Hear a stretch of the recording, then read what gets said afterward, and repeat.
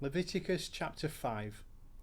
If a person sins because he does not speak up when he hears a public charge to testify regarding something he has seen or learned about, he will be held responsible. Or if a person touches anything ceremonially unclean, whether the carcass of unclean wild animals, or of unclean livestock, or of unclean creatures that move along the ground, even though he is unaware of it, he has become unclean and is guilty.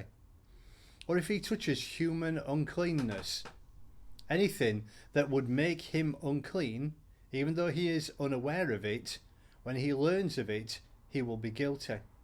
Or if a person thoughtlessly takes an oath to do anything, whether good or evil, in any matter one might carelessly swear about, even though he is unaware of it, in any case, when he learns of it, he will be guilty.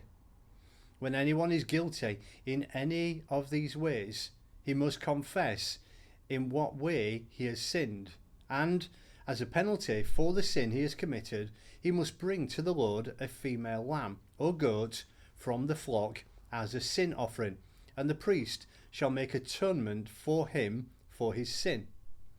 If he cannot afford a lamb, he is to bring 2 doves or 2 young pigeons to the Lord as a penalty for his sin, one for a sin offering and the other for a burnt offering. He is to bring them to the priest, who shall first offer the one for the sin offering.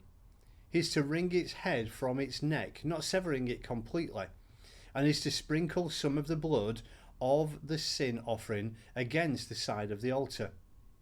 The rest of the blood must be drained out at the base of the altar. It is a sin offering. The priest shall then offer the other as a burnt offering in the prescribed way, and make atonement for him for the sin he has committed, and he will be forgiven. If, however, he cannot afford 2 doves or 2 young pigeons, he is to bring as an offering for his sin 1/10 of an ephah of fine flour for a sin offering. He must put oil on or incense on it, because it is a sin offering. He is to bring it to the priest, who shall take a handful of it as a memorial portion and burn it on the altar on top of the offerings made to the Lord by fire. It is a sin offering. In this way, the priest will make atonement for him for any of these sins he has committed, and he will be forgiven.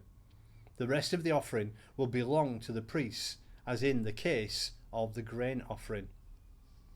The Lord said to Moses, when a person commits a violation and sins unintentionally in regard to any of the Lord's holy things, he is to bring to the Lord as a penalty a ram from one of the flock, one without defect and of the proper value in silver, according to the sanctuary shekel. It is a guilt offering. He must make restitution for what he has failed to do in regard to the holy things. Add 1/5 of the value to that and give it all to the priest, who will make atonement for him with the ram as a guilt offering, and he will be forgiven. If a person sins and does what is forbidden in any of the Lord's commands, even though he does not know it, he is guilty and will be held responsible. He is to bring to the priests as a guilt offering a ram from the flock, one without defect and of the proper value. In this way, the priest will make atonement for him for the wrong he has committed unintentionally, and he will be forgiven. It is a guilt offering. He has been guilty of wrongdoing against the Lord.